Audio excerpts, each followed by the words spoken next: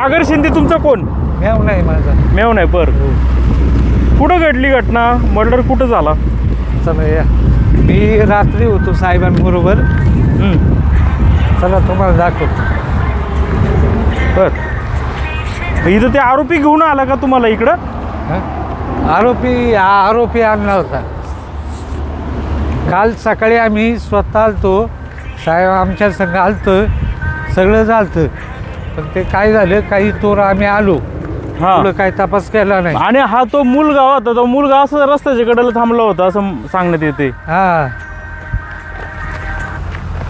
किती आतमध्ये जायचंय? मुलीचा बरंच मृत्यू आतमध्ये. सापडला. अजून आतमध्ये आहे. साहेब या.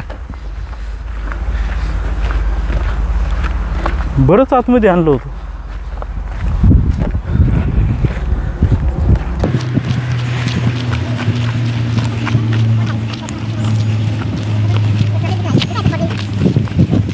आठवतंय का तुम्हाला कालचं? म्हणजे स्पॉट आपण विचारूया तो स्पॉट नेमकं कुठं आहे. तो त्या दोन्ही मुलांना घेऊन खरं इकडे आला. काल कसं काय घडलं नक्की ते? त्याला तुम्ही शोधलं, रिक्षामध्ये तो पळून चालला होता, तुम्ही अडवलं, काय बोलत होता तो? मला मुलीला मारून टाकले. हां हां, त्याला कळलं होतं का मुलगा सापडलाय. हां मुलाला सुद्धा त्याने मारून टाकलं होतं. हां, प्रयत्न केला होता. हा, बेशुद्ध अवस्थेत तो सकाळी उठला आणि रोडला गेला. जी सकाळची फिरणारी लोक आहेत त्यांनी त्याला पाहिलं. बरंच इकडं हा कोणी येत नाही इकडं, दिसतं लय अवघड रोड आहे. हां, आणि मग तिकडं भोसरी पोलीस ठाण्यामधून कळवलं त्याला, इकडं तो घेऊन आले. हो. मग तो रस्त्याने काय तुमच्याशी चर्चा करत होता का? कोण? तो नाही, आरोपी सागर शिंदे. नाही, चर्चा काहीच नाही. तो मला म्हणला का मुलगी मारून टाकली, एवढंच बोलायचं? एवढंच बोलायचं. इकडं वर सावकाश सावकाश.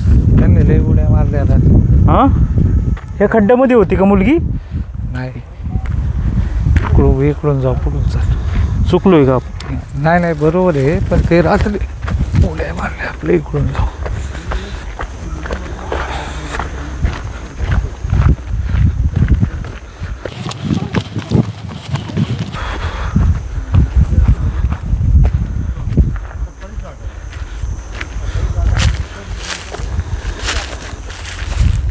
तुम्ही काल रात्री आला असेल ना आरोपी सोबत हो. बॉडी पाहायला? हो,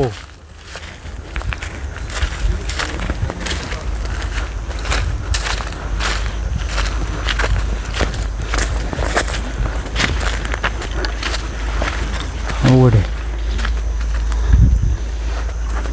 लई अडचणीत आणलं. चपलांचे ठसे बघा ना रातचे. एक मिनिट, मला येऊ दे खाली. चप्पल घातल्यामुळं पड्या बसतो.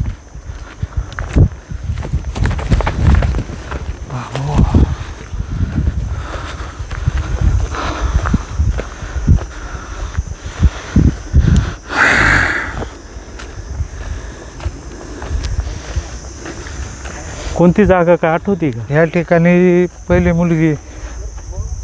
मुलगा फेकला होता या ठिकाणी. अच्छा, काट्यात. हो, आणि मुली हे बघा या ठिकाणी होती, या स्पॉटला. तिथं होती मुलगी. हो. आणि काय अवस्था होती? म्हणजे पूर्ण बॉडी बर्न झाली असेल. हो, उन्हाने सगळं हे झालं. हां, इकडं सावलीत पण नाही काय. हां, कुठं होती जरा खाली येतं का?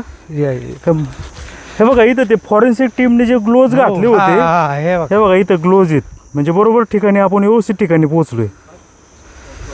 हे पहा, हा स्पॉट मुलगी सापडली, मिळाली. तो पडला होता.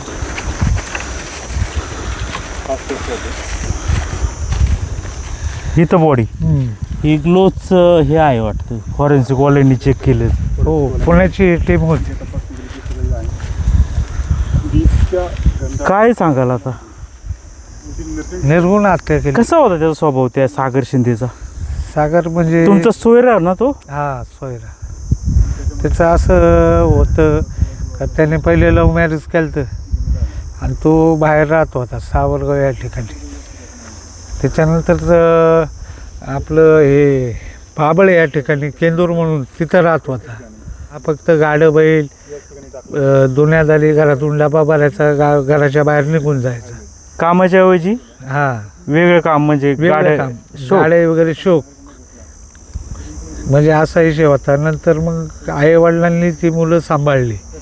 बायको निघून गेली. बायकोने लिहून दिलं भोसरी पोलीस स्टेशनला मला याच्याबरोबर राहायचं नाही. नंतर त्याच्या आई वडिलांनी त्यांचं वय फार मोठं आहे त्यांनी जास्त वय. तरी सांभाळायचं जास्त वय आहे त्यांचं त्यांना सांभाळलं आणि त्यांना आज ती उपकाराची फेड आज भेटते नाही त्यांना. नाही, तर काय होतं नक्की नवरा बायको मध्ये तणाव असल्यामुळे बायको सोडून गेली. हां याचं काय वेगळं काय असं काय होतं का बाहेर काय असं काय बाहेर घरच्या असू आई- शकतं तसं एवढं करू शकत नाही. स्वतःची मुलगी आज आम्हाला वाटतं ती मुलगी आज आमच्या का असते तर आम्ही सांभाळली असती. बरं या इकडे चला, इथं ऊन पण खूप आहे.